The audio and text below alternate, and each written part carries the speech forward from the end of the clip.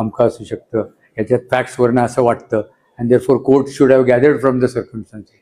He is of unsound mind. It is not natural. That act that has been done by him doesn't appear to be natural वगैरे असं सगळं argue करत असताना त्यांनी थांबवलं. Wait, mister Nimbalkar wait. दोघं जजेस होते डिव्हिजन बेंच पुढे. दोघं, कारण फाशी जन्मठेप डिव्हिजन बेंच. दोघं जजेस एकमेकाशी बोलले. ते थांबा, आम्ही we have come to the conclusion की intention was not to commit murder. 302 खालनं आम्ही 304 आणतो. आम्ही अनसाउंड माइंड वगैरे आम्ही काय कन्सिडर करत नाही, पण intention was not to commit murder. 302 वरनं 304 आली, 7 वर्षाची शिक्षा दिली आणि तो 5 वर्ष ऑलरेडी आत होता, 1 वर्षाने तो बाहेर आला.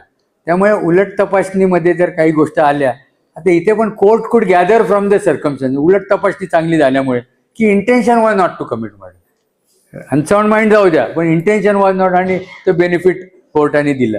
त्यामुळे बचाव घेताना तुम्ही बचावाच्या अनुषंगाने उलट तपासणी घ्यायला पाहिजे. त्याचा बेनिफिट सेशन कोर्टात नाही पण हायकोर्टात पण मिळू शकतो, असं एक उदाहरण आहे. आणि आता बचाव तुम्ही कधी घेताय? सगळे बचाव झाले.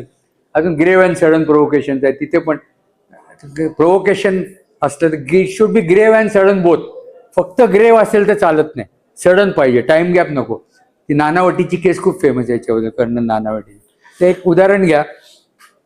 आरोपीला नवरा बायको, आरोपी लग्न त्याच्या नातेवाईकाचे म्हणून पुण्याहून मुंबईला जायला निघाला. तो बायकोला सांगतो की बॅग घेतो, मी जातो, परवा येतो म्हणून. ट्रेन स्टेशनवर गेला, रेल्वे स्टेशनवरती. ट्रेन मिस झाली, लग्न सकाळचंच होतं. परत आला घरी, म्हणलं जाऊ दे सकाळी उठून जाऊ. घरी आला, बघतो तो बायको आणि पॅरा